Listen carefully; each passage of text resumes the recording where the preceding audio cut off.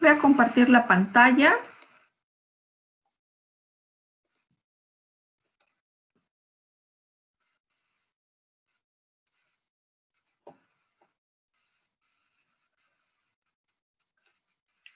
¿El audio está bien o está muy alto o bajo?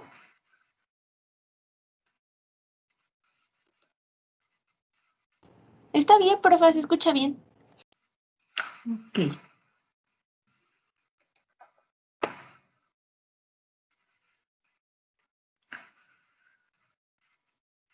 Bueno, ya hemos revisado las generalidades de la cromatina, cuál es su estructura, su organización, cómo se conforma, su unidad fundamental que es el nucleosoma y cuáles son las funciones generales de esta, de las cuales la que nos interesa en el curso es precisamente el control transcripcional. ¿Qué influencia tiene la cromatina en el control de la expresión genética? De hecho, incluso mencionábamos acerca de que las cromatinas relajadas, que son las eucromatinas, son las cromatinas transcripcionalmente activas. Y las cromatinas compactas o heterocromatinas son las cromatinas transcripcionalmente inactivas. Entonces ya ahí estamos haciendo una relación directa hacia la activación y la represión genética. Estamos viendo que hay un requisito para poder activar los genes y es que se encuentren empaquetados en cromatinas relajadas. ¿Qué es una cromatina relajada? Pues por lo menos la cuentas de Rosario. Es una cromatina relajada. No significa que todo el gen y a lo largo de la extensión del gen que incluye las regiones promotoras y todas las regiones reguladoras, codificantes, exones e intrones, todo obligatoriamente tenga que estar 100% relajado. Puede haber zonas que estén relajadas y zonas que estén un poco más compactas, ¿no? Entonces, esta cuestión de relajación-compactación hay que verlo desde un punto de vista muy flexible y muy dinámico, porque a veces solemos pues confundir, ¿no? Que relajar la cromatina implica relajar pedacitos o toda la región reguladora de los genes o toda la región codificante, sino más bien entenderlo como un proceso dinámico en el cual la cromatina está pasando en estados de relajación con compactación. Sin embargo, pues así de manera muy simple y sencilla, habría que estar relacionando entonces, como decíamos, ¿no? Con fines un poco más también académicos, que sería la cromatina compacta, no se transcribe, la cromatina relajada sí se transcribe. Y entonces, pues en esta clase vamos a hablar un poquito acerca de la cromatina en términos ya de control transcripcional, referente a que ese control transcripcional que involucra la estructuración de la cromatina se le ha denominado como control epigenético.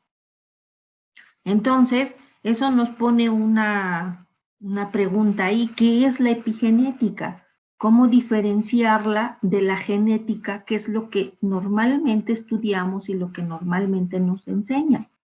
Entonces, ¿cómo hacer esta distinción? ¿Cuándo referirme a qué cosa es genético y qué cosa es epigenético? ¿O qué es genética y qué es epigenética? De entrada, aquí estamos viendo en esta imagen, epigenética hace referencia precisamente a la estructura de la cromatina. No es un aspecto de secuencia de nucleótidos, sino que tiene que ver con cuestiones de organización de la cromatina. Pero para recordar y para entonces puntualizar, cuando digamos genética, ¿a qué nos vamos a estar refiriendo? Pues vamos a hablar de las cuestiones clásicas de la genética, que incluye también aspectos moleculares. No nada más genética clásica va a ser esta cuestión de la genética mendeliana. Eso es otra, bueno, no es que sea otra cosa, sino que es algo que forma parte. La genética mendeliana forma parte de la genética clásica. Entonces, ¿qué es los preceptos fundamentales de la genética clásica? En el cual nos dicen que el ADN constituye toda información biológica, ya que en ella subyace todos los aspectos de la forma y la función de los organismos. Por lo tanto, las modificaciones genéticas, es decir, las mutaciones, el cambio de nucleótidos o de organización de la información genética y la selección natural son los motores de la evolución. Además, solo los caracteres con base genética son ciertamente hereditarios. O sea, la genética clásica establece que en el DNA está toda nuestra información. Ahí está escrito todas las instrucciones para darle forma y función a los organismos. Y por lo tanto, si esa información sufre cambios, que serían las mutaciones, esas mutaciones genéticas afectarían, por lo tanto, la forma y la función de los organismos. Y afectarían de forma positiva o de forma negativa. Eso es en cuestión del ambiente. Si una mutación es benéfica o no, todo es cuestión del contexto, todo es cuestión del ambiente en el cual el organismo mutante puede ser apto o no. Sin embargo, pues se ha reconocido como estas modificaciones genéticas como una fuente de variación sobre la cual actúa la selección natural y que entonces son reconocidos la mutación y la selección como motores de evolución. Y que, pues, una componente importantísimo referente a la información genética es que esa es la información que se hereda, que pasa de generación en generación. Estos fundamentos de la genética clásica son innegables, son irrefutables, eso es perfectamente cierto. Y es más, se viene todavía a reforzar aún más con las cuestiones del desarrollo de la biología molecular, en el cual, pues ahora ya no se habla del DNA así como molécula de doble hélice, sino más bien se habla de genomas. Esto ya lo habíamos discutido incluso en las primeras clases, ¿no? En la cual, pues habría que ir pensando en que debemos de hablar de genomas, que en los genomas está toda la información biológica y que en esos genomas está todos estos aspectos de forma y función de los organismos, cambios en el genoma y aparte, junto con la selección natural, serían los fuentes o los motores de la evolución. Y que entonces esa información contenida en los genomas, todo el genoma en sí, toda la información del genoma, es el que pasa de generación en generación entre los individuos que conforman una especie.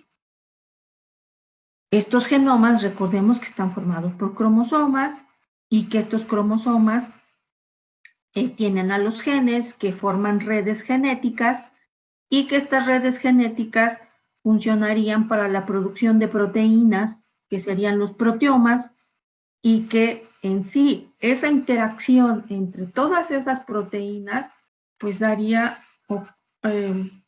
llevaría a la construcción de los fenotipos. Estos fenotipos pueden ser fisiológicos, metabólicos, estructurales, etcétera. ¿Sí? De tal manera que estos conocimientos de la genética clásica son muy fuertes, son bases, son fundamento. ¿Ok? De hecho, pues aquí está la definición de genoma, ¿no? Esto ya lo habíamos revisado y lo definimos como mapa o manual que contiene todas las instrucciones para la construcción de los organismos con las características morfofisiológicas específicas de cada especie. Cada especie tiene su genoma. En ese genoma está la construcción, están las instrucciones para la construcción de los organismos con estas características especiales de cada especie, ¿no? El genoma de una Escherichia coli, pues tiene las instrucciones para construir Escherichia coli. O el genoma de el arroz tiene las instrucciones para construir arroz. El genoma humano tiene las instrucciones para construir humanos. Y no solo construirlos, mantenerlos, darles capacidad de respuesta y adaptación. Y aparte esa información se puede heredar para la construcción de más individuos con las características propias de cada especie. Entonces, pues esto es muy cierto, ¿no? Y de ahí que el proyecto Genoma Humano, en el caso de, pues desde nuestro punto de vista, pues resultaría importantísimo decodificar ese genoma humano, saber qué dicen esas instrucciones, cómo están estructuradas esas instrucciones, cómo están ordenadas esas instrucciones, porque no nada más es leer lo que dice, no nada más es saber la secuencia de nucleótidos, sino saber en qué orden están, cómo están posicionados los genes en cada cromosoma, qué orden tienen, qué genes vecinos tienen. No nada más es saber la secuencia de nucleótidos. Entonces, el proyecto Genoma Humano, aquí les puse una infografía que la pueden encontrar en esta dirección, que está aquí abajo de la diapositiva, en donde es la dirección del proyecto Genoma Humano. Visítenla para que conozcan un poquito más de este proyecto que tiene como objetivo precisamente eso, no solo saber la secuencia de nucleótidos, sino saber la estructura, sino saber la organización del genoma humano, para poder hacer análisis tan diversos y tener tantas aplicaciones biológicas, biotecnológicas, biomédicas, evolutivas, etcétera. O sea, tendría o tiene tantas aplicaciones que pues los invito a que visiten esa página. Y aquí vemos en esta infografía que el proyecto Genoma Humano empezó desde 1990 y concluyó en el 2003. Y vamos viendo todos los aspectos que se fueron desarrollando a lo largo de estos años. De hecho, fueron más de 10 años para poder concluir el proyecto Genoma Humano, dadas las características o las metodologías presentes, ¿no? Actualmente, con las metodologías de secuenciación masiva, pues ya no se tarda uno tanto en hacer decodificación de genomas. Obviamente, sí se lleva un tiempo entre más grandes son, ¿no? Pero pues decodificar un genoma pequeño como de un genoma viral o de un genoma bacteriano, pues se lleva en poquito tiempo, ¿no? De hecho, pues ahorita estamos viendo que en el caso del virus que ahorita está afectando, pues la secuenciación de su genoma completo, que sería, se realizó en poquito tiempo, ¿no? Entonces, pues, la idea de presentarles esta infografía es que puedan conocer un poquito más acerca del proyecto y que nuevamente recordemos la relevancia, recordemos la importancia de conocer el genoma, recordemos la importancia de saber la información genética. Esto es información genética, saber la secuencia de nucleótidos, la ordenación de esta, la estructura de esta información es muy importante, porque entonces tendríamos acceso a nuestro manual, tendríamos acceso a nuestra información genética, ¿sí? Y de hecho, para cualquier organismo, Sabiendo esto, nosotros podríamos deducir cómo está funcionando esta información, qué está pasando con esta información, cómo ha evolucionado esta información, cómo interacciona esta información, cómo responde esta información, cómo modificar esta información, cómo utilizar esta información en aplicaciones biotecnológicas o biomédicas, ¿sí? Entonces, pues alguien por ahí decía que con esta cuestión de la secuenciación de genomas, y no solo la del humano, sino de la secuenciación de genomas de cualquier especie, pues dice así esta frase, ¿no? Dice, ¿qué forma más poderosa de estudio podría tener la humanidad que leer su propio libro de instrucciones? En ninguna otra etapa de la biología, pues tendríamos más poder los científicos que poder decodificar nuestros propios libros de instrucciones. Y no solo de nosotros, sino de otras especies, de las especies que nos alimentan, de las especies que nos enferman, de las especies que nos dan beneficios, que mantienen los ecosistemas. Entonces, resulta una herramienta realmente extraordinaria porque tendríamos acceso al origen de nuestra información. ¿Qué trae muchas implicaciones? Pues lógicamente, ¿no? Pero, pues al fin y al cabo es una herramienta súper poderosa el poder tener acceso a las propias instrucciones, ¿sí? Y hasta aquí todo esto suena muy bonito, ¿no? Suena extraordinario y suena que vamos a poder resolver muchas cosas, ¿no? De hecho, con el proyecto Genoma Humano se pensó que se pueden o se podrían resolver una gran cantidad de cosas, curar muchas enfermedades, corregir muchas enfermedades, tener muchas aplicaciones, sobre todo biomédicas, ¿no? También conocer la evolución del hombre, producción de fármacos, curar enfermedades, etcétera, ¿no? Pero pues, ¿qué creen? Que resulta que nuestro destino, no todo nuestro destino está en nuestro DNA. No todas las instrucciones están en nuestro DNA.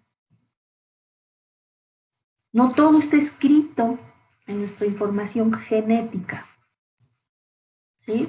Entonces, aquí puntualizamos qué es genética. Bueno, ¿qué vamos a entender ahorita nosotros por genética?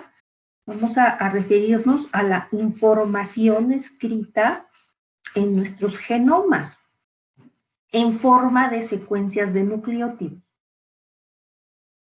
¿Sí? Esa es la información genética. Lo que está escrito en nuestros genomas en el idioma de la adenina, timina, citosina y guanina, eso es información genética. Pero no todo está escrito ahí.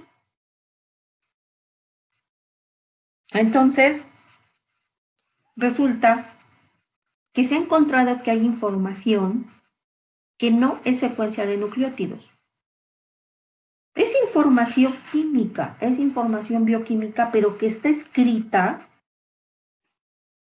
en forma que lleva a etiquetas escritas sobre la cromatina. Entonces, aquí ven una comparación, ¿no? Genética clásica y epigenética. La genética clásica sería la información codificada en nucleótidos, de tal manera que si esa información genética cambia por procesos de mutación, y no solo mutación, recombinación, transposición, pero que tenga que ver con un cambio en la secuencia de nucleótidos, eso es genética. Y si eso cambia, ¿qué nos daría como consecuencia? Pues nuevos fenotipos, ¿no? Porque cambiaría, pues, por ejemplo, las secuencias codificantes pueden cambiar por mutación, recombinación o transposición, y eso nos llevaría a la generación de proteínas con secuencias distintas. Pero ¿qué pasaría si mutaran las regiones reguladoras? ¿Qué pasaría si hay una mutación en las regiones en cis, en los elementos en cis, en los elementos reguladores en cis? Bueno, pues a lo mejor no cambia la secuencia de nucleótidos, pero si cambian, si mutan las secuencias de regulación, los elementos reguladores en cis, traería como consecuencia diferencias en los estatus de transcripción. Habrá genes que puedan tener nuevas características en cuanto a sus regiones reguladoras y entonces cambien sus formas de regulación transcripcional.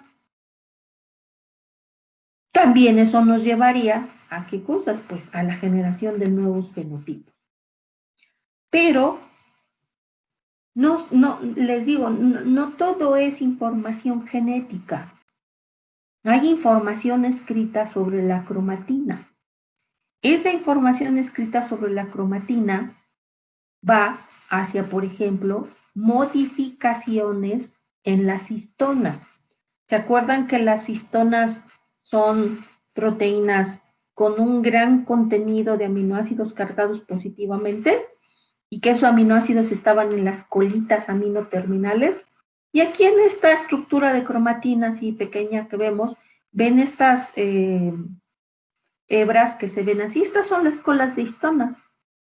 Y estas colas de histonas son susceptibles a modificaciones. Esas colas de histonas se pueden metilar, se pueden acetilar, se pueden fosforilar, ubiquitinizar, sumoilar, ADP-ribosilarse, isomerizarse, etcétera. Hay diversas modificaciones que pueden sufrir estas histonas, estas colas de histonas particularmente. Y estas modificaciones tendrán un efecto particular, como ven aquí. Por ejemplo, ven una cola de histona que puede estar metilada. Estas modificaciones en colas de histonas tendrán efecto sobre la relajación y la compactación de la cromatina. Y ya vimos que si la cromatina se relaja o que si la cromatina se compacta, afecta directamente sobre la activación y la represión transcripcional. Y no solo las colas de histonas se modifican, también hay modificaciones en el DNA. Esas modificaciones no cambian la secuencia de nucleótidos, no vayamos a confundir. Una cosa es el cambio por mutación, que realmente cambia la secuencia de nucleótidos, y otra cosa es una modificación en el DNA a través de un proceso de metilación. Aquí, en la cuestión epigenética, lo que sucede es que el DNA se metila, pero al metilarse no está cambiando la secuencia de nucleótidos. Hay una modificación química en metilar una base nitrogenada, pero esa base nitrogenada, que es la citosina, la que se metila, no va a cambiar la secuencia de nucleótidos, va a seguir siendo citosina. Y si ese DNA metilado se replica, esa citosina se va a parear con una guanina. No va a haber ningún cambio en la secuencia de nucleótidos, ¿sí? Entonces tenemos que la información epigenética está escrita sobre las colas de histonas, también y muy relevante en la metilación del DNA. Pero la cuestión epigenética no solo incluye modificaciones en histonas y en DNA, sino también implica cuestiones de remodelaje de la cromatina. ¿Se acuerdan que vimos estos correguladores que eran remodeladores de la cromatina ATP dependientes, que eran la clase 5? Bueno, pues a eso se refiere. Estos complejos de remodelación lo que hacen es movilizar esos nucleosomas de un lado a otro. ¿Y eso depende de la secuencia de nucleótidos? No, eso no es secuencia de nucleótidos, eso no es genético. También hay como mecanismo epigenético la producción de RNAs no codificantes. Estos RNAs no codificantes lo que hacen es actuar a través de silenciamiento génico, pero no porque inhiban la transcripción, sino porque lo que inhiben es la traducción.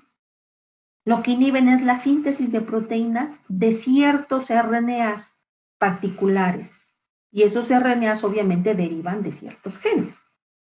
¿Okay? Entonces tenemos 4 mecanismos epigenéticos, que 3 de ellos, que sería metilación del DNA, modificación de colas de histonas y remodelación de la cromatina, estos 3 están orientados hacia el control de la transcripción, hacia activar o reprimir la transcripción, hacia el gen se expresa o no se expresa.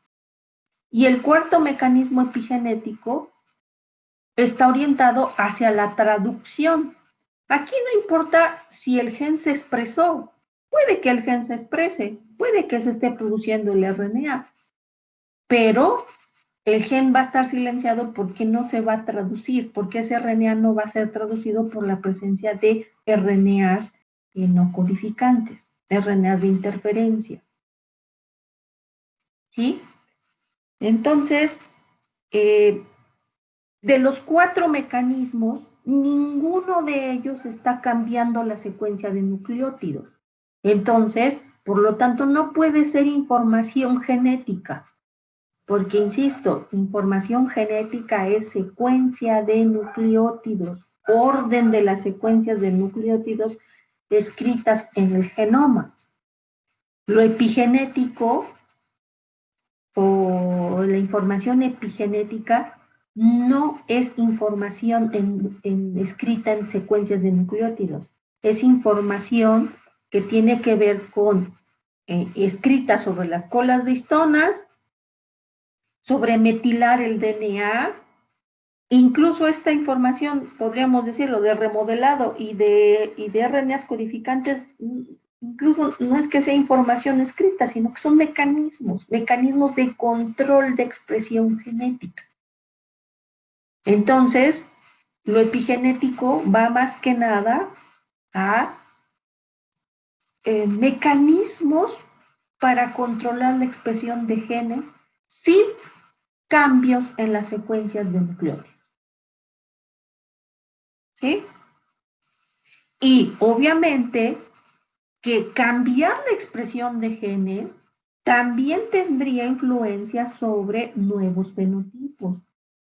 Pensando en estas cuestiones de las redes que ya habíamos dicho, de las redes genéticas, que un gen cambie su estatus transcripcional, imagínense los reguladores maestros, que bajo cierta condición se expresan durante un determinado tiempo y después se tienen que apagar.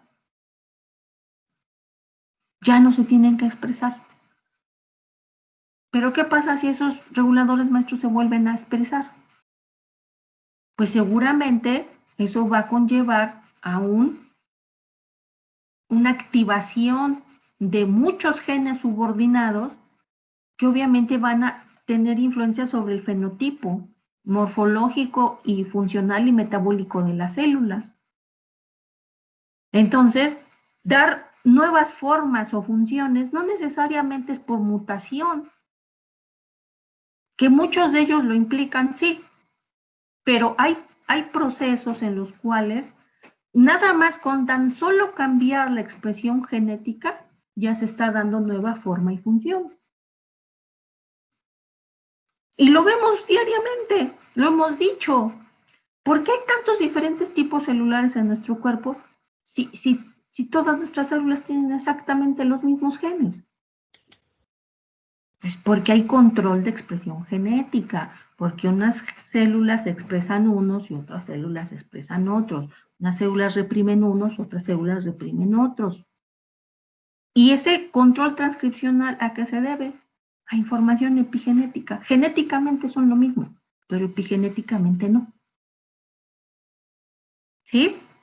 Vamos a ir avanzando para que vayamos teniendo más claro estas cuestiones. Entonces, ¿qué es la epigenética? ¿Cómo la podemos definir? En sí, epigenética significa además de los cambios de la secuencia genética. Epi es un prefijo que significa sobre o encima. Entonces, ¿qué será epigenética? Es como encima de la genética. Y pues podríamos pensarlo así, porque la genética es la secuencia de nucleótidos, la genética, pero la epigenética es información que se está escribiendo sobre ella. El DNA metilado, la metilación, la incorporación de grupos metilo, es una información escrita sobre la secuencia de nucleótidos. No la está cambiando, insisto, pero sí es información que se escribe. No es lo mismo tener secuencias genéticas metiladas a tener secuencias genéticas no metiladas. De entrada, les adelanto que la metilación es un mecanismo de represión transcripcional. Secuencias, genes que están metilados no se expresan definitivamente. Es un requisito, entonces, para la represión transcripcional estable, perdurable, tener los genes metilados. Entonces se dan cuenta que no es lo mismo tener genes metilados a tenerlos no metilados. Y esta otra definición dice: la epigenética es el proceso, son procesos, son mecanismos que controlan la actividad del gen mediante arreglos en la estructura de la cromatina y que surgen independientemente de un cambio en la secuencia de nucleótidos de DNA subyacente. Entonces, la epigenética se refiere al mecanismo para controlar la actividad de los genes, para controlar sus estatus de activación o represión transcripcional.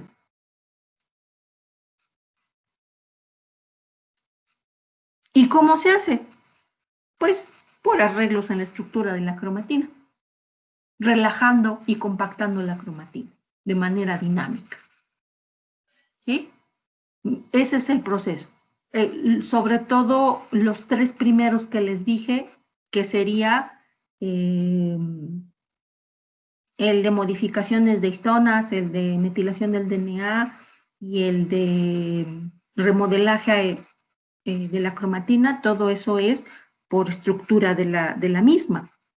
Los RNAs pequeños o los RNAs de interferencia se lo hacen no por modificar la estructura de la cromatina, sino por procesos de inhibición de la traducción, o sea, de la síntesis proteica. Pero la conclusión es que los mecanismos epigenéticos o la epigenética se refiere a procesos para controlar la actividad de los genes sin alterar la secuencia de nucleótidos o que surgen de manera independiente de un cambio en la secuencia de nucleótidos de DNA subyacente. Si ya hay un cambio genético, si ya hay un cambio en la secuencia de nucleótidos que lleve a la aparición de nuevas formas, de nuevas funciones, etc., bueno, eso ya es cambio genético. Y como aquí todos son combinatorias, ¿qué podríamos pensar? Que hay mecanismos que son 100% genéticos, o sea, que el cambio en la forma y la función se debe por mutaciones, por recombinaciones, por transposiciones, por duplicaciones de información, de secuencias de nucleótidos, y eso puede ser muy válido, o sea, sí hay esos procesos, y sí hay evolución, y sí hay cambios, por cambios genéticos. Y créanme que es gran parte también, ¿sí?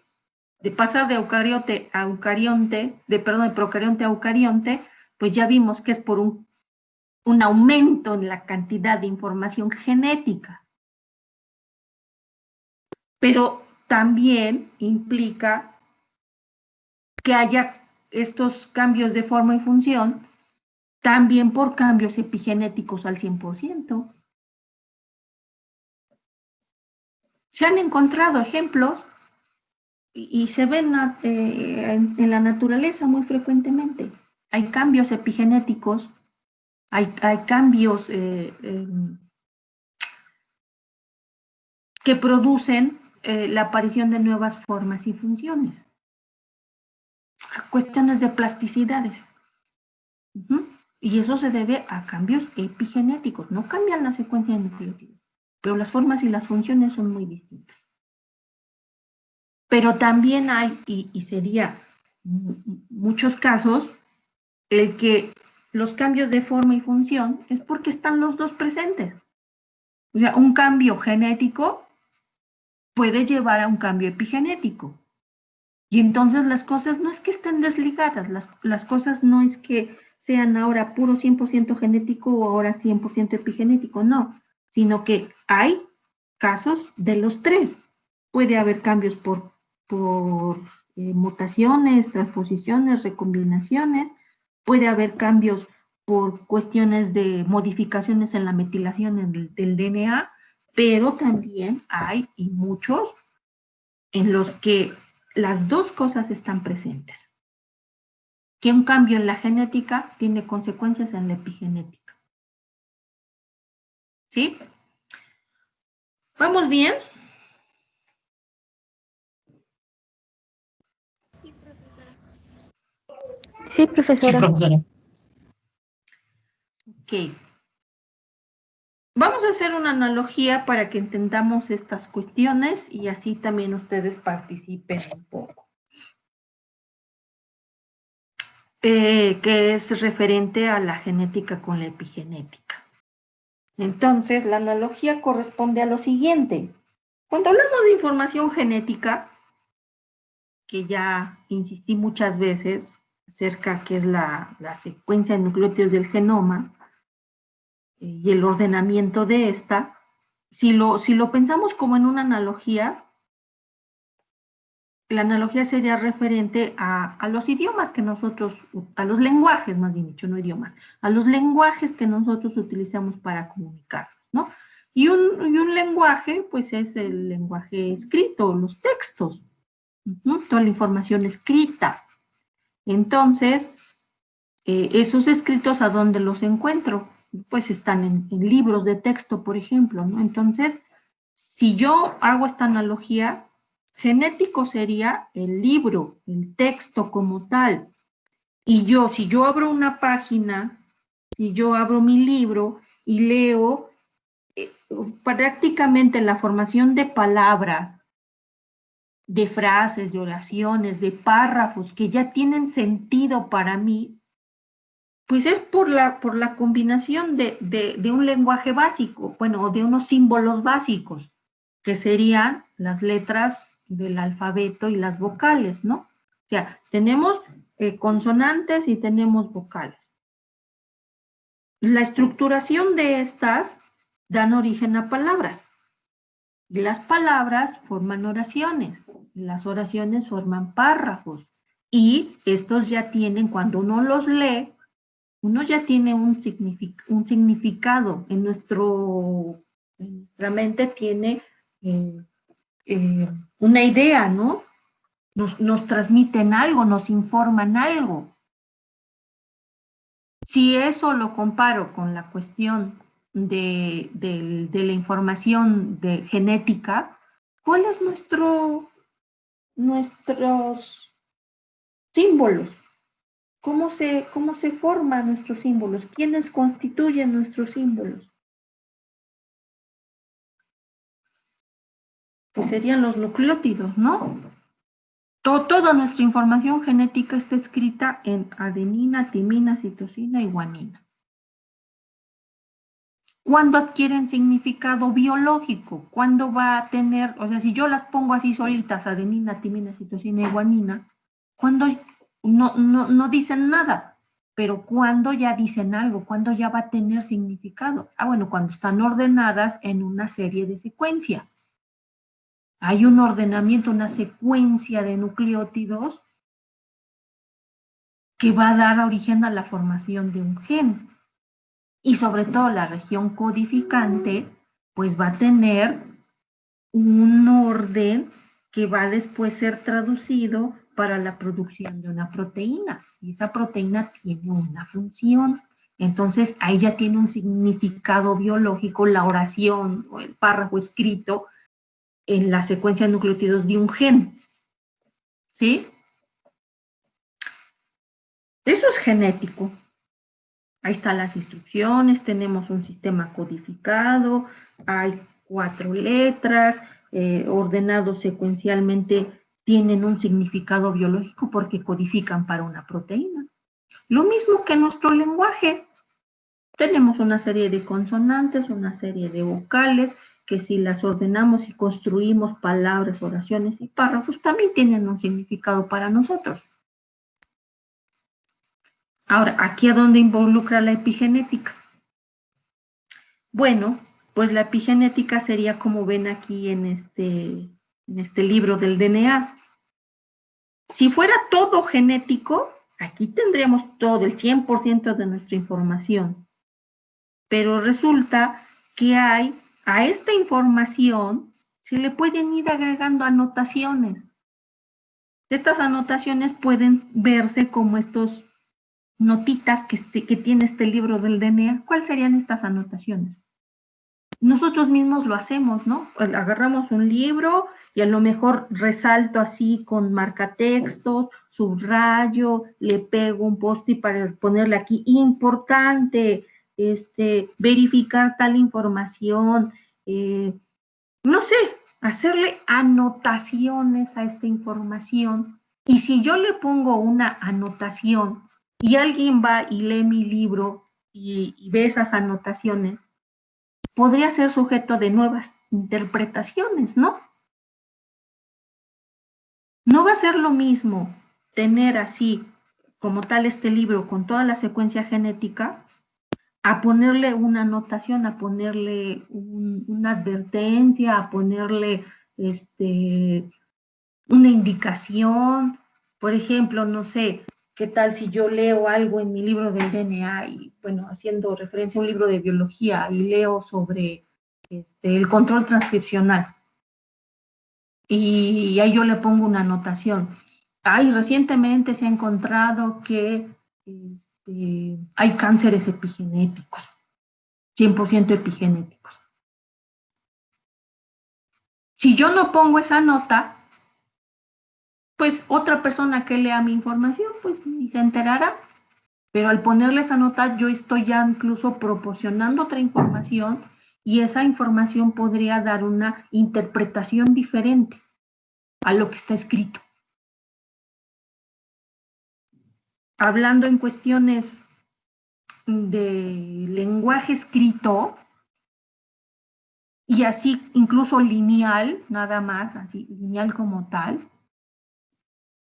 el uso de signos de puntuación puede darle nuevas interpretaciones al texto, a lo literalmente escrito. O sea, poner un punto, poner una pausa, poner una coma, poner 2 puntos, poner paréntesis, poner entrecomillado. Todo eso le da una intención y un significado a las palabras, a las oraciones y a los párrafos. Al igual que tener todas estas notitas puestas aquí encima. Entonces, ¿qué sería la epigenética? La epigenética representarían esos signos de puntuación que le da sentido al texto. Y para que me crean,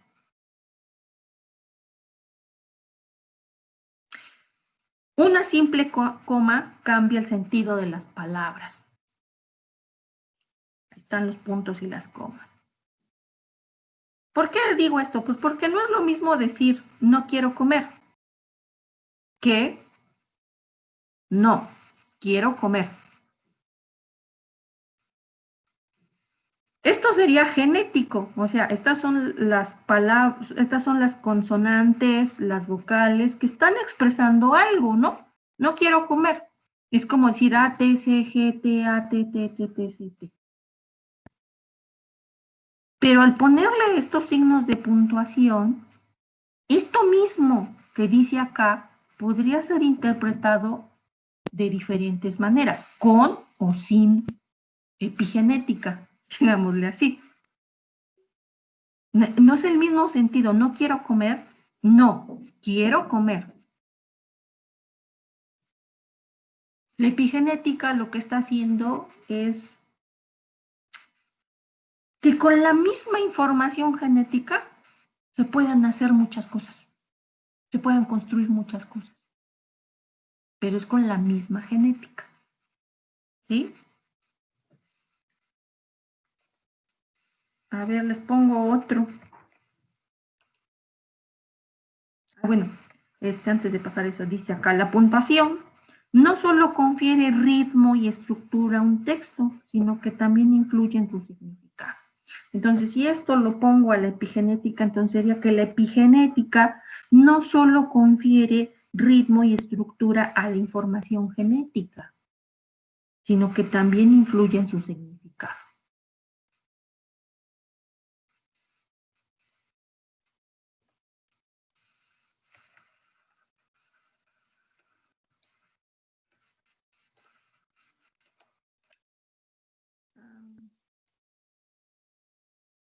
Bueno, aquí abrí esto, pero déjenme ponerles otra.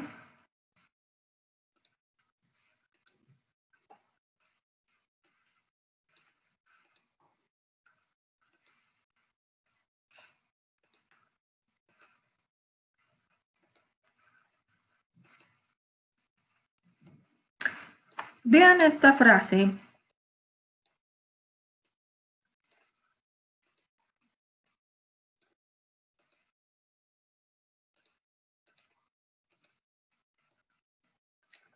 Si el hombre supiera realmente el valor que tiene la mujer, andaría en cuatro patas en su búsqueda.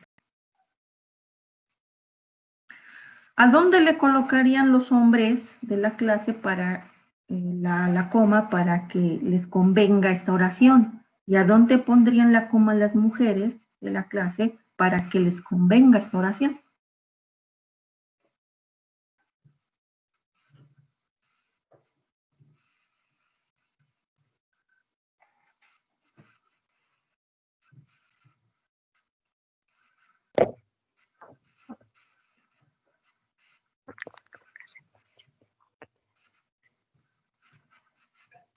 Pues, profa, las mujeres pondrían la coma después de la palabra mujer, ¿no? Ajá, ¿y cómo la leerías entonces? Si el hombre supiera realmente el valor que tiene la mujer, andaría en cuatro patas en su búsqueda. Exacto. Pero entonces, ¿qué dicen los muchachos? ¿Les conviene ahí poner la coma?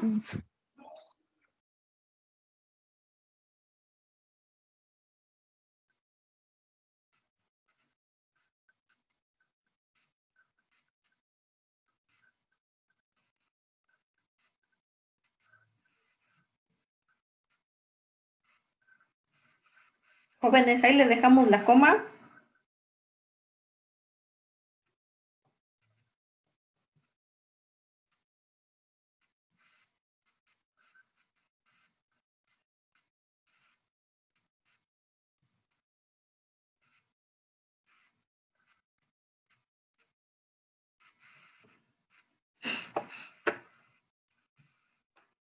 A ver, ¿dónde están los muchachos del curso? Está Jaime, está Luis. Híjole, hay bien poquitos. Jaime y Luis. ¿No están Jaime y Luis? Sí, sí estoy, pero como que no la sintaxis de... O sea, la coma yo siento que va... Si el hombre supiera realmente el valor que tiene la mujer, coma, anda No, en pero, cuatro... bueno, pero eso es para que le convengan las mujeres, ¿no? Ah, Profa, profa, yo A ver, qué dice el otro, muchacho de la clase? Aquí nos conviene a nosotras. Dice, si el hombre supera realmente el valor que tiene la mujer, andaría en cuatro patas en su búsqueda. Pero ahora la pregunta es, ¿dónde la pongo para cambiarle el significado completo a esta oración y que ahora le convenga a los hombres? A ver, Pues Luis. supongo que iría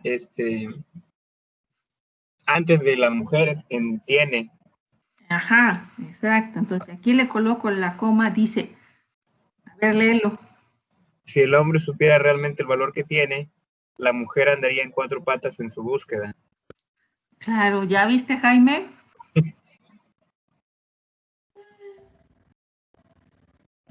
Sí, Que nada más cambiando de posición una coma, a ver, cambió algo de las letras, cambió algo del texto, cambiamos algo, haciendo la analogía, cambiamos algo genético, hicimos una mutación y yo puse así, por ejemplo, mutación, ¿qué sería? Si el hombre supiera realmente el valor que tiene, si pongo aquí eso sería genético. Eso sería una mutación. Pero no hubo mutación, o sea, sigue siendo la misma información. Pero nada más poniéndole una etiqueta epigenética aquí, dice algo. Pero si le pongo otra etiqueta epigenética, aquí quito esta, borro esta información epigenética. Y ahora se la pongo, la célula se la pone aquí. Ay, pues, ¿qué dice? Dice con la misma información, pero dice algo totalmente distinto, otro significado. Esto sería, haciendo la analogía, sería como que tengo diferentes formas de células, cambio la expresión de los genes, se cambian los estatus transcripcionales de los genes, e incluso de los mismos genes. A lo mejor, como veíamos en un ejemplo, en una célula el gen se expresa muy levemente, en otras se expresa moderadamente y en otro tipo celular muy potenciadamente. Y nada más con cambiar la tasa de transcripción de bajo, mediano a alto, ya con eso se está obteniendo formas y funciones distintas. No hay cambios genéticos. Simple y sencillamente lo que se está cambiando son los estatus transcripcionales de los genes. A lo mejor en una célula un gen está apagado completamente, pero en otra está encendido. ¿Cambió la secuencia de nucleótidos? No, nada más cambió el estatus transcripcional. Y sin embargo, comparamos las células y son morfológicamente y estructuralmente distintas. ¿Qué? Aquí no, bueno, obviamente en el DNA no se ponen comas, ¿no? No se ponen puntos. ¿Qué es lo que se ponen? Se ponen grupos metilo en el DNA, se ponen grupos metilos en las colas de histonas, hay grupos acetilo en las colas de histonas, se ponen fosfatos en las colas de histonas, ubiquitinas, proteínas humo. O sea, se añaden etiquetas epigenéticas que son grupos funcionales, son moléculas químicas que se añaden ahí a la información y que eso conlleva que la cromatina se compacte o que la cromatina se relaje. Y entonces lleva un cambio estructural en la cromatina, aparte de remodelarla, que ya lleva a compactarla y a relajarla, y entonces eso ya cambia el estatus transcripcional de los genes. Gran parte de entender lo que es la diferenciación celular tiene que ver con modificaciones epigenéticas. ¿Sí? O ¿de dónde surgió esto? La epigenética la descubrieron en las plantas. Los primeros experimentos que empezaron a ver eran en plantas. ¿Por qué? Porque si hacían estas cuestiones de la genética mendeliana y se buscaban proporciones de fenotipos, hablando nada más de alelos, pues acuérdense de esos cuadritos de Punnett, ¿no? Que dicen, ay, bueno, la proporción 3:1 y la proporción 3:6 y esas cosas, ¿no? Pero, ¿qué pasa cuando uno va al campo, a la naturaleza? Si uno piensa en alelos y en genes y en secuencias de nucleótidos, va uno a buscar los fenotipos al campo y resulta que hay muchos más fenotipos de los que salen en esas frecuencias alélicas. Bueno, pero ¿por qué? Eso no tendría explicación, ¿no? ¿Qué es lo que está pasando? ¿Por qué podríamos tener más fenotipos de los esperados? Porque hay regulación epigenética.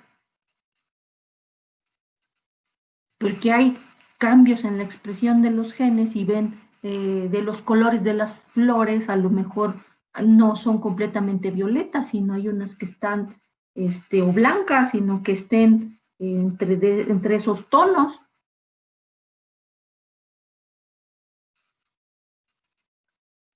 ¿Sí?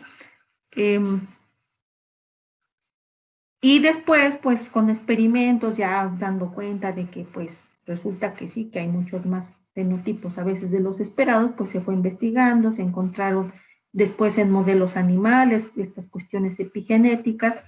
Y uno de los ejemplos muy utilizados es el de, para explicar o entender lo que es la epigenética, es con lo que pasa con los gemelos. Gemelos que son idénticos. Los gemelos que son idénticos, recuerden que se produjeron porque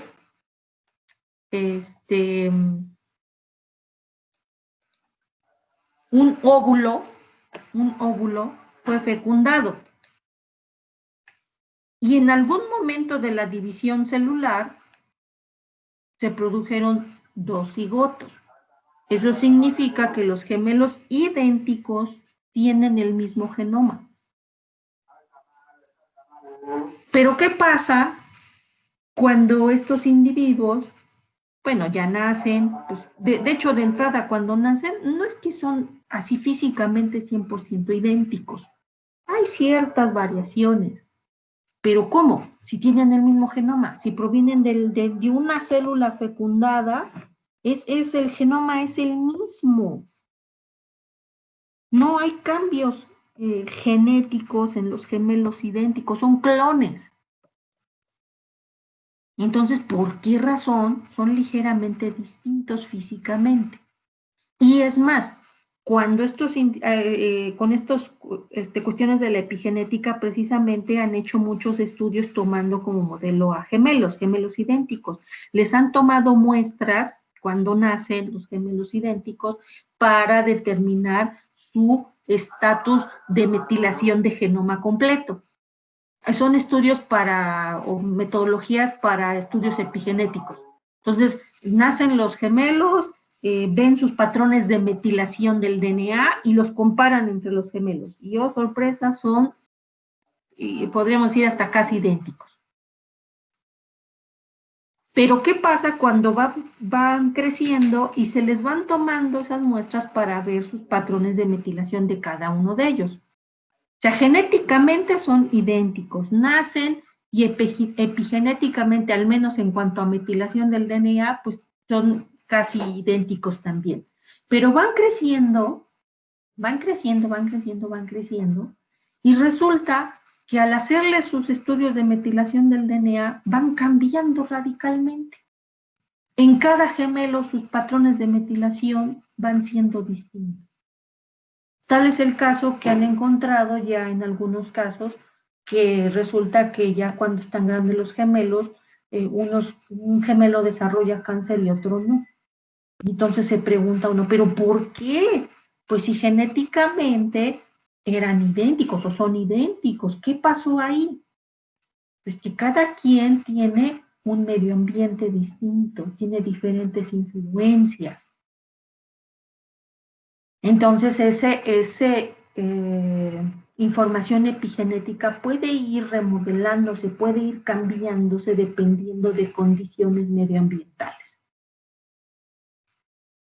Hay condiciones medioambientales que cambian las secuencias de nucleótidos, que son mutágenas, pero no estamos hablando de esas, sino estamos hablando de condiciones ambientales que afectan en cómo se está escribiendo esta información epigenética a lo largo de la vida. Tampoco hay que pensar que toda la información epigenética es flexible. Hay cierta cantidad de información epigenética que no es flexible y que no cambia. Pero gran parte de ella puede ir modificándose a lo largo de la vida. Y entonces, pues, este es un indicio de cómo es que la información epigenética pues cambia formas y funciones. En el caso de los gemelos, uno tiene cáncer, otro no tiene cáncer. Pues hay que revisar el estilo de vida de cada uno de ellos. A lo mejor uno de ellos era una vida sedentaria, mala alimentación, hábitos autodestructivos como el alcoholismo, la drogadicción, el tabaquismo. Y todo eso influye y conllevará a modificaciones epigenéticas. Y lo más interesante es que antes se pensaba que la información epigenética no se heredaba, pero ¿qué creen? Resulta que sí, es información heredable. Entonces, lo que comamos hoy y lo que hagamos de nuestra vida puede ser heredado a nuestros descendientes. Entonces, pues eso nos lleva a una pregunta. ¿Cómo funciona la epigenética? Bueno, este es un esquemita muy sencillo, pero sirve para entender. Tenemos agentes externos, medioambientales. Pueden ser físicos, pueden ser químicos, pueden ser biológicos. ¿Se acuerdan con la definición que vimos al principio de gen? ¿Se acuerdan que veíamos que los genes determinan la identidad de los individuos mediante interacción con ellos y con su ambiente físico, químico y biológico? Bueno, pues esto es parte también de la explicación. Estímulos físicos, químicos o biológicos que son el ambiente influyen sobre la incorporación de marcas o etiquetas epigenéticas. Ya les dije cuáles son estas marcas o etiquetas epigenéticas. Son grupos metilos incorporados en las secuencias de DNA. Son grupos metilo, fosfatos, acetilos, ubiquitinas, zumos incorporados a las colas de histonas. Esas son las etiquetas epigenéticas. Entonces, el ambiente influye en cómo se están incorporando esas etiquetas epigenéticas, ¿en dónde? En la cromatina. Y estas etiquetas epigenéticas incorporadas en la cromatina van a influenciar en cómo se expresan los genes o que si se silencian los genes. ¿Mediante qué? Mediante relajación, compactación de la cromatina. ¿Sí? Entonces es muy sencillo. ¿Cómo funciona la epigenética?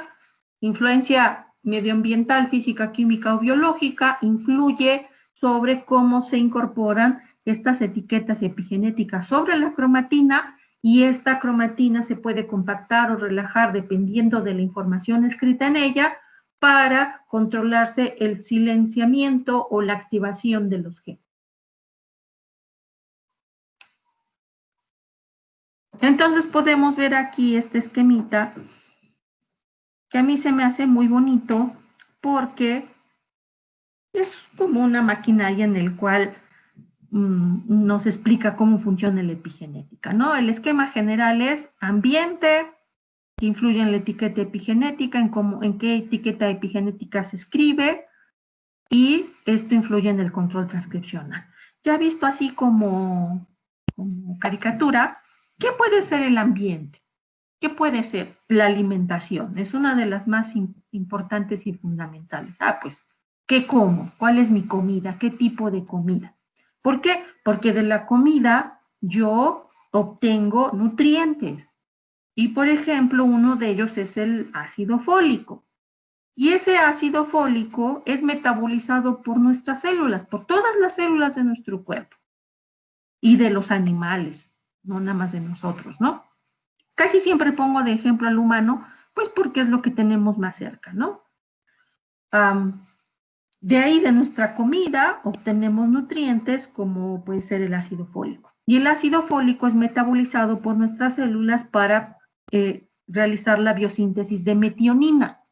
Y la metionina se utiliza como precursor para la síntesis de un metabolito que se llama S-adenosilmetionina, abreviado como SAM. Y este SAM es el que utiliza una maquinaria enzimática para transferir los grupos metilo al DNA. Entonces, el estatus de metilación de nuestro DNA, ¿de qué va a depender? Va a depender de la disponibilidad del SAM. Que tengamos en buena concentración, en concentraciones adecuadas, nuestro SAM. Pero el SAM, ¿de dónde salió? Salió así como que de manera indirecta, pues de la comida. El ácido fólico, ustedes ya lo conocen, lo han mencionado mucho, y es muy importante para algo. ¿Alguien se acuerda? ¿En qué lo recetan el ácido fólico? Cuando alguien está embarazada, ¿no? Ajá, lo recetan a las mujeres embarazadas. Y se lo recetan desde las primeras etapas del desarrollo. O sea, por aquí se entera que está embarazada y por aquí ya le están recetando el ácido fólico. ¿Por qué? Porque el individuo en construcción está metilando su DNA, está creciendo, está construyendo su cuerpo y entonces tiene que estar metilando su DNA. Debe de haber cantidades apropiadas para la metilación del DNA del individuo en construcción. Tanto que, pues si la madre no toma ácido fólico o no tiene cantidades adecuadas, se ha relacionado con malformaciones congénitas. ¿Por qué? Pues porque el DNA del bebé, el DNA del individuo en formación, no está realizando las metilaciones correctas, en los sitios correctos y en las cantidades correctas.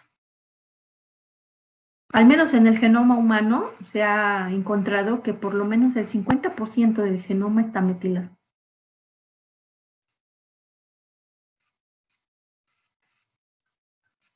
Entonces, pues es un ambiente, es un estímulo ambiental. ¿Qué estamos comiendo? Las mujeres embarazadas tienen que tener buena alimentación porque tienen que proporcionarle al individuo cantidades adecuadas de estos metabolitos esenciales como es el SAM. Y no solo sirve para eso, pues también sirve para nosotros, para nuestra vida cotidiana. Nosotros tenemos que tener una dosis de SAM cotidianamente, ¿no? ¿Para qué? Pues para mantenimiento de nuestro DNA metilado, para mantener nuestro DNA metilado, nuestros estatus de DNA metilado. ¿Sí? Y así como de la comida sacamos el SAM, también de la comida sacamos un montonal también de metabolitos secundarios. Directamente del metabolismo de la comida obtenemos estos transportadores electrónicos como es el NAT y como es el FAT. Y el NAT y las concentraciones de NAT y FAT oxidado y reducido tienen influencia sobre las enzimas que hacen estas modificaciones. Este brazo mecánico que tomó al SAM para transferirlo a las citocinas del DNA, este brazo mecánico es una enzima. Entonces hay enzimas que hacen esta transferencia de grupos hacia el DNA o hacia las colas de histonas. Entonces hay un proceso, decía Jaime, que ha tenido mucha duda con respecto a la acetilación de las histonas y la desacetilación de las mismas. Hay enzimas que transfieren grupos acetilos a las colas de histonas y hay enzimas que se los quitan. Y acetilar y desacetilar es una etiqueta epigenética. Y la función o la actividad de esas enzimas que acetilan o que desacetilan está directamente relacionada con la concentración de NAD reducido y oxidado. ¿Y de dónde sale eso? De lo que comemos, de nuestro estatus metabólico. De que si tenemos una dieta hipercalórica, de que si no comemos o de que si comemos en exceso o que comemos. Y no solo es que comemos, aquí dice alimentación, o sea, ¿qué dieta tenemos? ¿Cuál es nuestra dieta? También influye en el etiquetado epigenético de nuestra cromatina, que incluye histonas y DNA, La presencia de sustancias tóxicas, fumar, tomar alcohol o drogas. Hay una cantidad extraordinaria de trabajos. Si ustedes van a un buscador académico, un Google, un PubMed, cualquiera de esos, y pónganle ahí epigenetic drugs, o sea, algo que tenga que ver con las drogas, con el alcohol, con el tabaquismo, híjole, van a encontrar cientos de artículos, si no es que miles de artículos que hablan sobre las modificaciones epigenéticas que se han encontrado por las sustancias tóxicas. También la cuestión de ejercitación. Si tenemos actividades físicas o tenemos una vida sedentaria, también trae cambios en las modificaciones epigenéticas. Los estados de inflamación. Hay inflamaciones crónicas o hay inflamaciones agudas. Fármacos. Muchos medicamentos que tomamos pues tendrán en mayor o menor medida alguna modificación epigenética. Es más, yo creo que de muchos fármacos ni se estudia si hacen modificación epigenética o no. Infecciones y microbiota. Ahí está, en el caso de infecciones y microbiota, aquí estamos hablando específicamente de agentes o de estímulos biológicos. Que todos estos son, pues, químicos, ¿no? Dieta, sustancias, esto es químico. Ejercicio, pues también es químico porque con el ejercicio se liberan una gran cantidad de sustancias que pueden en el cuerpo y que, pues, que pueden tener influencia epigenética, ¿no? Pero aquí en esto de infecciones y microbiota es agente biológico. No crean que nuestras bacterias que tenemos en nuestros sistemas digestivos no tienen influencia sobre la actividad transcripcional de nuestros genes. Hay últimamente unas evidencias experimentales bien... Yo cuando escuché hablar a alguien de eso, o sea, lo critiqué así como de que hay esta persona que nos quiere engañar o qué, ¿no? Pero la verdad es que nos decía que las bacterias presentes, la microbiota intestinal, tiene influencia sobre lo que nos gusta comer. Como que está controlando incluso parte del comportamiento del humano. Y dice uno, ¿cómo? ¿Cómo mis bacterias van a estar controlando lo que yo hago y lo que decido comer? Bueno, pues hay evidencias, hay experimentos que ya lo han demostrado, y muchos, y créanme que cada vez son mayor. Se ha encontrado que hay bacterias intestinales que sintetizan un neurotransmisor, creo que es el glutamato.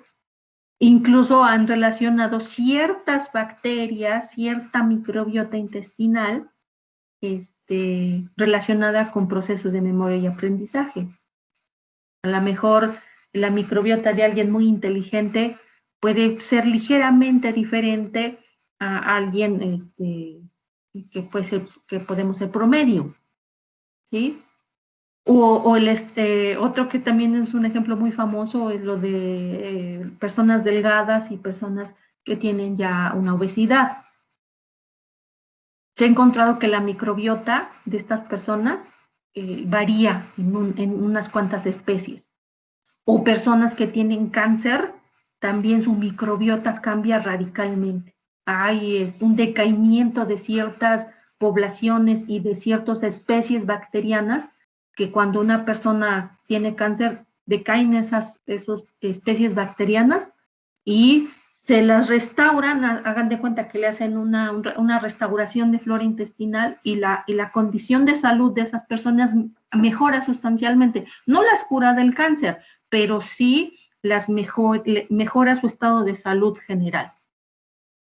En este caso de la obesidad y de las personas delgadas, hubo un caso en el que una persona está muy enferma, fue a un tratamiento en un hospital, no recuerdo el nombre del hospital, pero está esto muy como en tendencia, que es hacer trasplantes de flora intestinal, pero en realidad no es que agarren las bacterias, sino que hacen trasplantes fecales. ya tienen bien estandarizado todo esto, ¿no? Entonces una persona ingresó al hospital por una condición de salud y le propusieron hacerle este protocolo de trasplante fecal y resulta que sí, sí se curó, se recuperó, salió del hospital, pero después de un tiempo resulta que esta persona empezó a subir de peso, empezó a aumentar su peso, empezó a aumentar, y entonces pues era obesa ya. Entonces ella supuso que algo le hicieron en el hospital, que ese protocolo, algo tuvo que afectarle su metabolismo. Y pues resulta que sí se encontró que el donante era una persona obesa. Entonces le trasplantaron bacterias que ella no tenía al ser una persona delgada, y con el trasplante pues ganó flora intestinal que provocó su subida de peso. Entonces resultan así como que hasta, no sé, de ciencia ficción estas cosas, pero créanme que ya hay evidencias, que hay muchas evidencias, y entonces he encontrado que pues también hay influencias biológicas que pueden tener estas cuestiones de ser un estímulo que puedan llevar un cambio en la expresión genética. Y otro también es el estrés materno. Todo lo que tenga que ver con desarrollo embrionario y el ambiente en el cual está la madre, sea bueno o sea malo, pues tiene influencia, ¿no? De hecho, pues lo que se recomienda es que la madre esté en un ambiente sano, favorable, buena alimentación, tranquilidad, etcétera, tenga buenas influencias, pues para que estas lleven hacia el buen desarrollo del individuo en construcción. ¿Sí?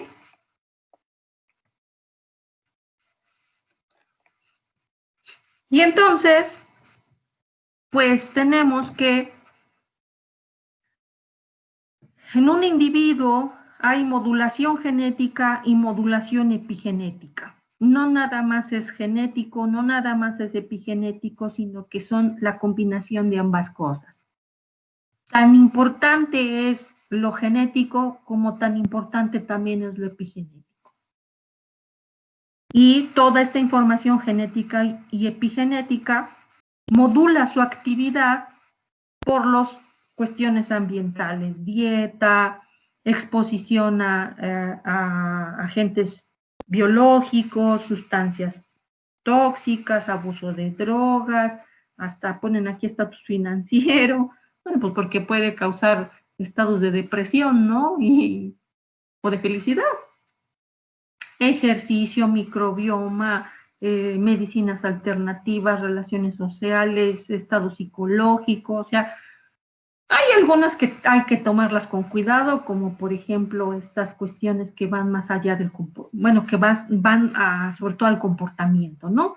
Pero así, claro, pues cuestiones químicas como sustancias, agentes biológicos, dieta, microbioma, ejercicio, porque esto es químico. Ya cuestiones también de comportamiento, hay muchas evidencias, hay muchos experimentos y muchos reportes que lo mencionan. Sin embargo, sí lo podemos discutir, sí podemos hablar de ello, pero la idea de las clases es darles el mecanismo molecular, ¿sí?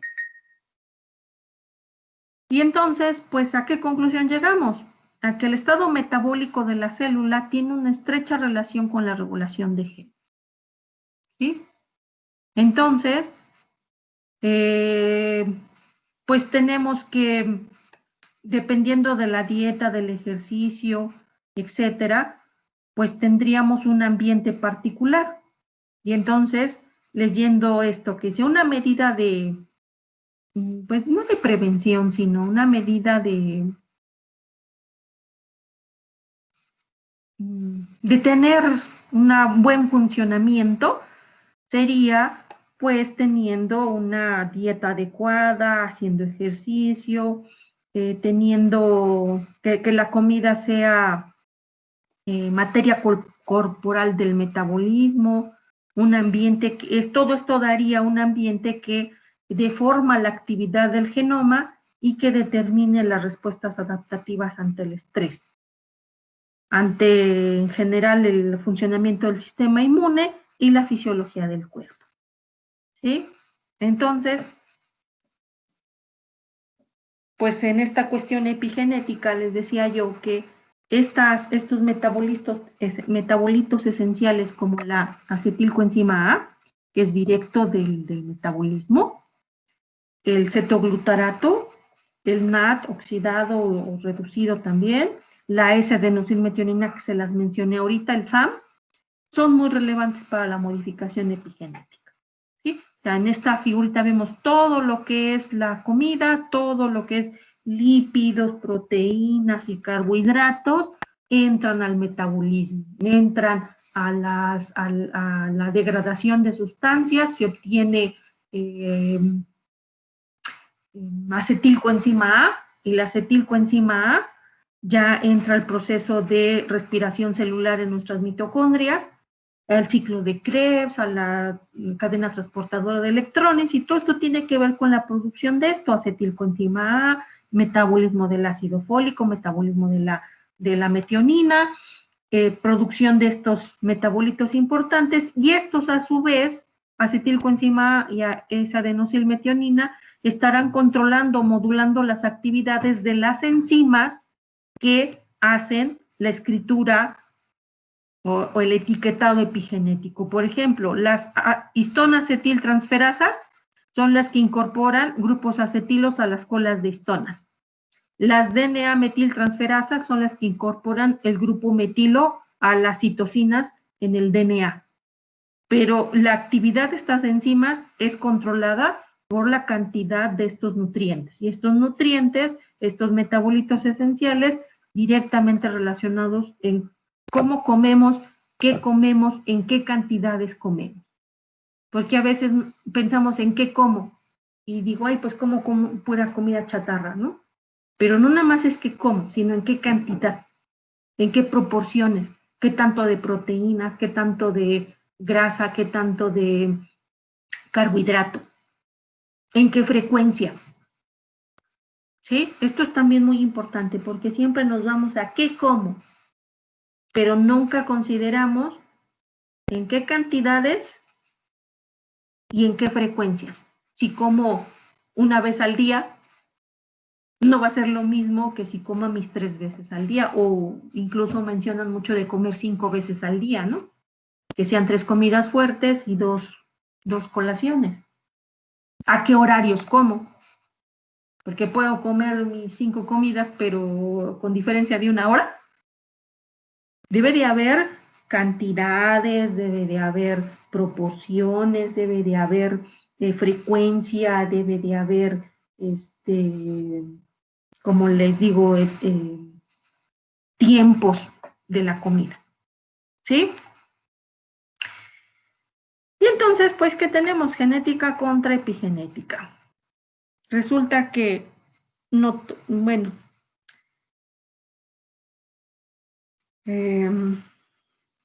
más bien es irle sumando, es irle aumentando, y no es quedarnos con la idea que ya todo es epigenético, no, sino que más bien es el producto de interacciones de muchas cosas. No, yo les puse así genética contra epigenética como para darle un título llamativo, ¿no?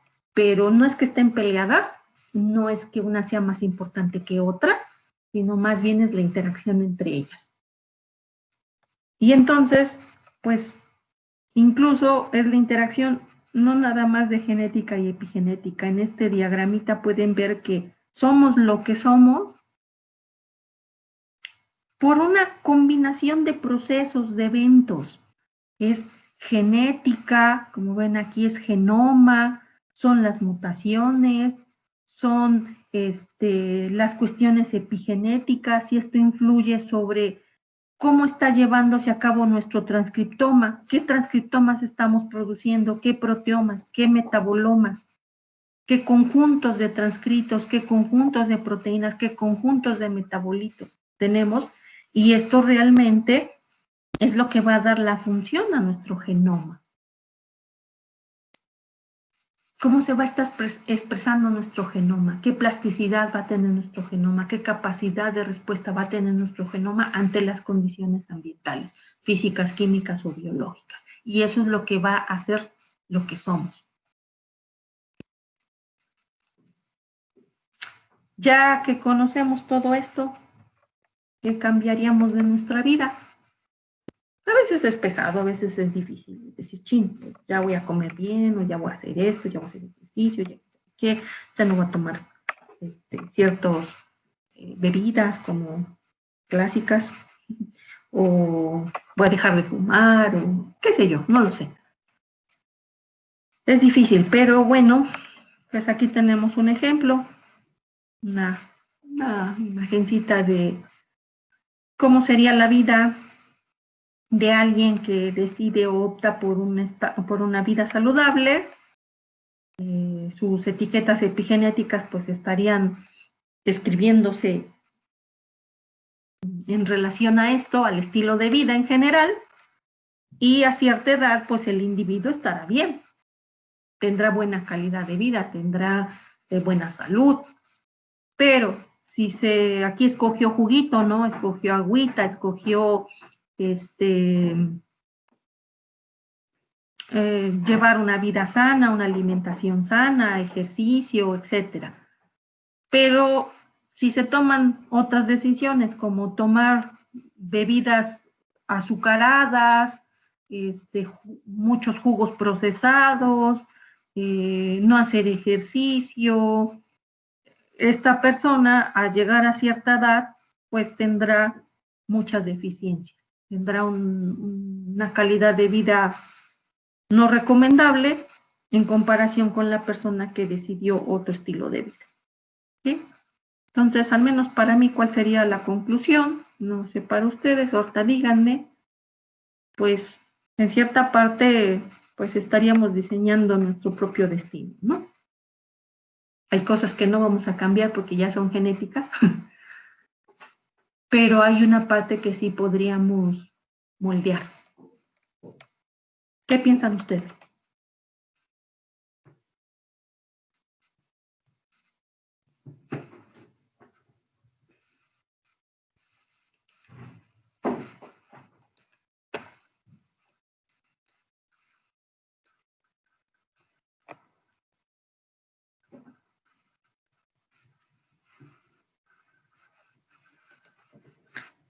A ver, aquí alguien levantó la mano.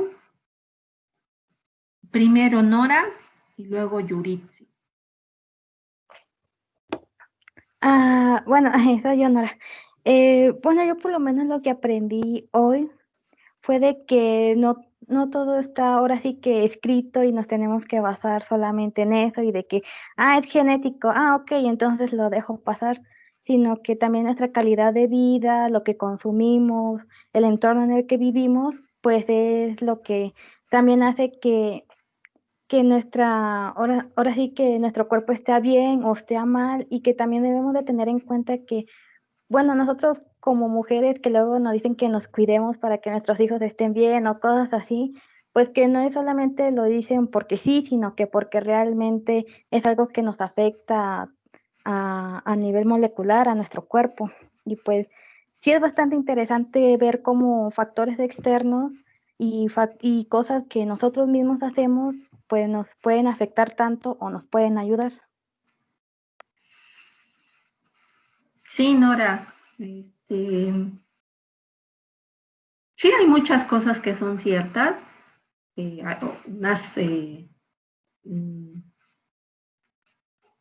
Podríamos encontrar ya la explicación incluso molecular, ¿no?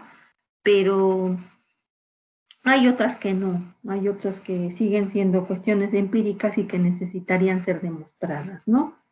Pero creo que esto también nos ayuda para comprender, para llenar un vacío de muchas cosas que a veces no entendemos, ¿no?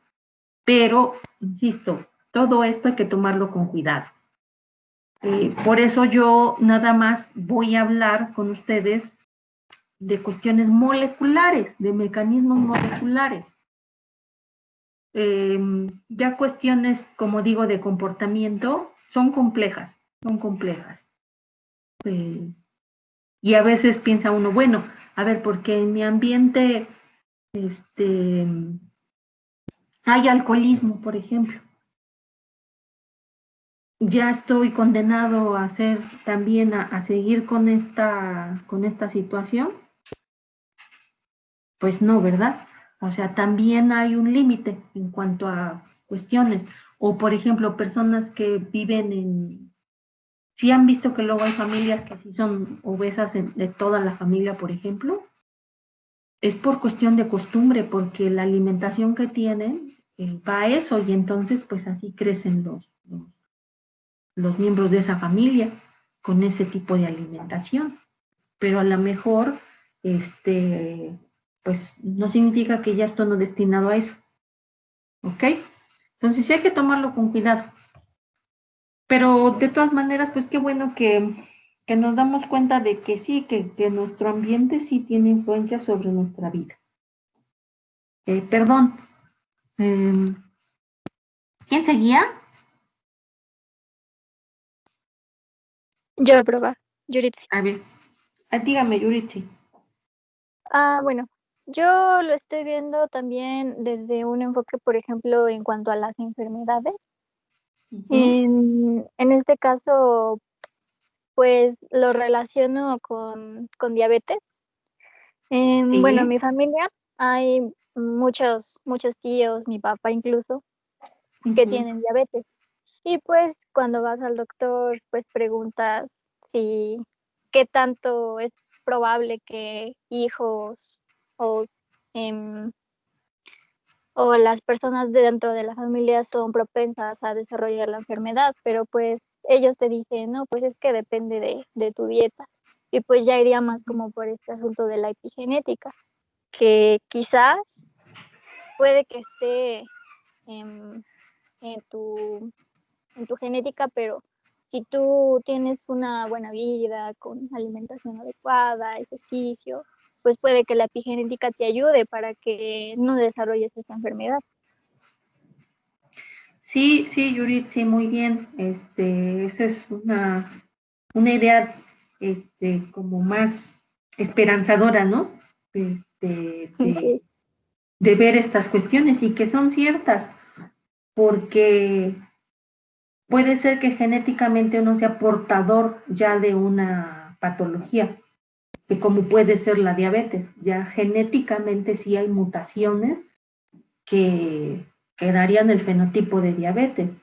Sin embargo, pues con estilo de vida, a lo mejor la diabetes puede hacer que ni tan siquiera se presente o puede ser que se presente en sus formas leves. Pero si una persona es portadora de la mutación y aparte desarrolla un estilo de vida no adecuado, pues entonces seguramente va a ser otra condicionante para que la enfermedad se presente y se presente en sus formas pues fuertes, ¿no? Entonces, pues sí, creo que eso es interesante, ¿no? Acerca de las enfermedades y ver nuestro contexto, ¿no? Ver, bueno, qué ambiente tengo, qué puedo, como les puse la última pregunta, bueno, ¿qué podría yo cambiar? Muy bien, ¿quién sigue? Otras personas más.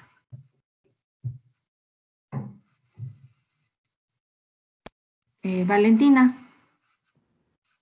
Sí, bueno, la verdad en esta clase me hizo como que ver una gran conexión y compleja de cómo pues todo se va complementando desde tu alimentación, estilo de vida y pues junto con la epigenética. O sea, siento que mucha gente desconoce eso y debería saberlo para tal vez así poder cambiar su estilo de vida. Algunos tal vez no, pero pues poder evitar desarrollar enfermedades que tal vez son genéticas. Y y pues fue, no sé, siento que es muy importante lo que vimos en esta clase. O sea, me hizo ver como un boom en mi cabeza de wow, muchas conexiones y todo va de la mano con lo otro. Sí, de hecho, de todo el curso, lo que les llama mucho la atención es este tema de la epigenética. Y cuando yo empecé a dar esta materia de biología molecular avanzada, era un tema que no estaba contemplado. Y este programa ha sido actualizado muchas veces. Sin embargo, la cuestión epigenética siempre ha sido como que bien interesante para ustedes, ¿no? Tanto que ya en otras materias la han querido incorporar, pero a diferencia de otras materias, aquí detallamos exactamente el mecanismo molecular, los mecanismos moleculares, y entonces pues nos hace clic en la cabeza, ¿no? Nos hace un clic, entonces es por esto, y empieza uno a relacionar cosas, y ha sido bonito porque varios compañeros sí han cambiado cosas de su, por ejemplo, de su estilo de alimentación. Los he visto después y como que hasta me sorprenden, ¿no? Porque incluso hasta se ven personas como que ya más delgadas, ¿no? Y es porque cambiaron cosas de su dieta y los llevó a un estado de salud pues mejor, ¿no? Entonces, y no solo es eso, sino que también lo relaciona uno, pues, por ejemplo, con la biología del desarrollo, lo relaciona uno con la neurobiología, con la inmunología, con la evolución, o sea, esto tiene que ver con tantas cosas porque es información esencial y nos ayuda entonces a comprender muchos de los aspectos. Entonces, este tema yo creo que les va a servir para muchas cosas, para la vida cotidiana, para su desarrollo profesional y para vincular esta información con otras materias. A ver, vamos a dar la palabra a Diana y luego a Brenda. Profe, yo tengo una duda. ¿Y Sí. qué pasa con esas enfermedades que dicen que son idiopáticas? Híjole, enfermedad idiopática.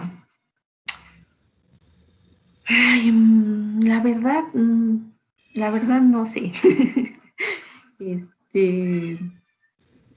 Necesitaría yo investigar un poquito acerca del término como tal, a qué se refiere con enfermedad idiopática. Un término médico, pero... Ajá, porque, bueno, por lo que yo sabía son enfermedades que no le encuentran posible causa. Entonces, por ejemplo, hay una persona que conozco que tiene cáncer de páncreas, pero todo empezó con que tenía diabetes.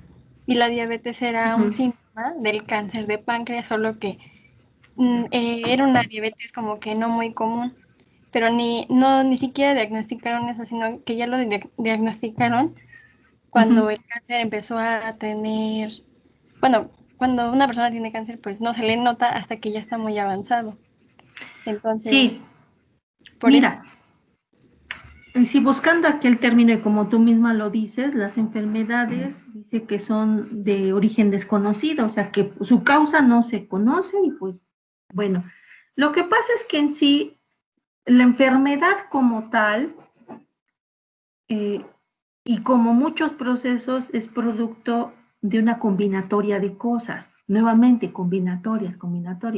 Puede ser que una enfermedad es producida por una cuestión genética, puede ser por epigenética, puede ser por el ambiente, por ejemplo, el estado de estrés de una persona, puede ser por deficiencias en el sistema inmunológico, puede ser por estilos de vida.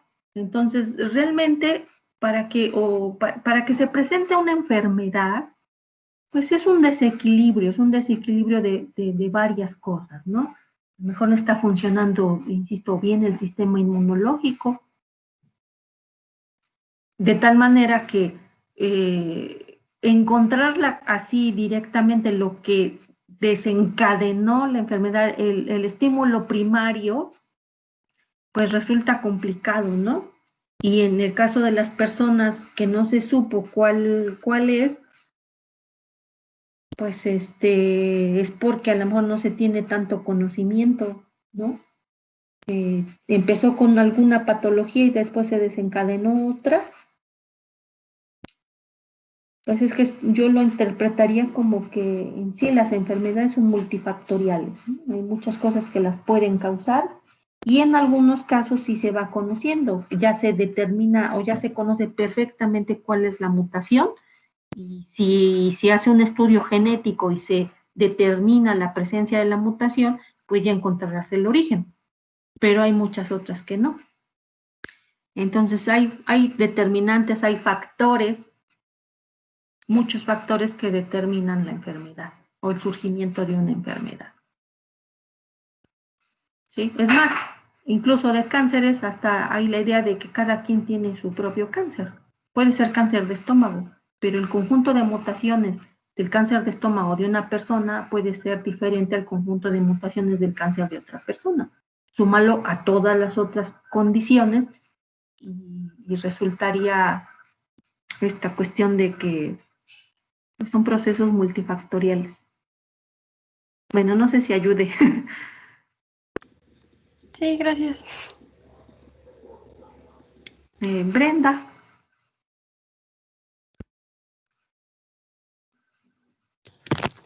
Bueno, a mí me llama mucho la atención este tema y yo había investigado un poquito sobre esto, no a describirlo desde los procedimientos que conlleva, pero sí me había llamado la atención, por ejemplo, el hecho de que en dos hermanos uno puede ser muy delgado y otro no tener sobrepeso.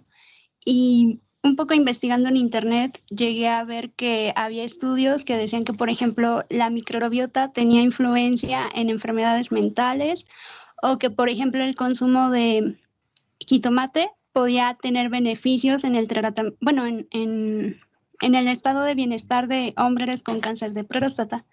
Entonces, me parece que es muy, llama mucho a la reflexión y a la concientización de qué hábitos estamos llevando en nuestra vida diaria y como usted menciona en clase, que incluso pueden afectar o beneficiar a nuestra descendencia. Entonces, pues me gustó mucho el tema y creo que sí me invita a reflexionar qué hábitos de vida estoy llevando. Gracias, Brenda. Sí, como les insisto, o sea, somos lo que somos, pues también nuestra descendencia ha tenido influencia sobre eso, ¿no? ¿Qué tipo de alimentación llevaron nuestros ancestros? ¿Qué estilos de vida llevaron nuestros ancestros? Aunque también, puede heredarse esa información, pero también puede modificarse en cierta proporción, ¿no? Como les decía yo, hay información epigenética que no debe de cambiar, porque si cambia, haría un desgarriate en el funcionamiento del genoma, ¿no? Pero hay una que es muy flexible y que dependiendo de nuestros estímulos puede irse modulando, puede irse modelando, y entonces, pues, tener efectos benéficos o adversos, también según el ambiente, ¿no? Bueno, chicos, pues las siguientes clases van a ser precisamente para detallar los mecanismos moleculares, ver qué enzima es la que participa, qué es lo que hace y cómo afecta la estructura de la cromatina, ir viendo cada uno de estos mecanismos epigenéticos, ir viendo, a ver, esta modificación lleva a relajación de la cromatina y por lo tanto a la activación transcripcional, pero esta lleva a la compactación de la cromatina y por lo tanto a la represión transcripcional. Entonces vamos a ver todo ese detalle molecular y daremos pues también sesiones para discutir, para hablar de artículos, para participar y pues para debatir la importancia de la epigenética en diferentes ámbitos, ¿no? A mí el que me llama siempre mucho la atención es la epigenética y la evolución, pero Si hay alguna temática en particular que a ustedes les interese, también lo podemos poner, ¿sí? Bueno, por mi parte eso es todo. Que tengan buen fin de semana y recuerden que el próximo viernes va a ser su examen.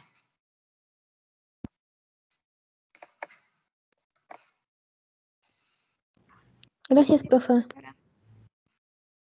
Gracias. Gracias, profa. Profesora. Hasta luego. Gracias, profesora. Hasta luego. Hasta luego. Hasta luego. Hasta luego, profe.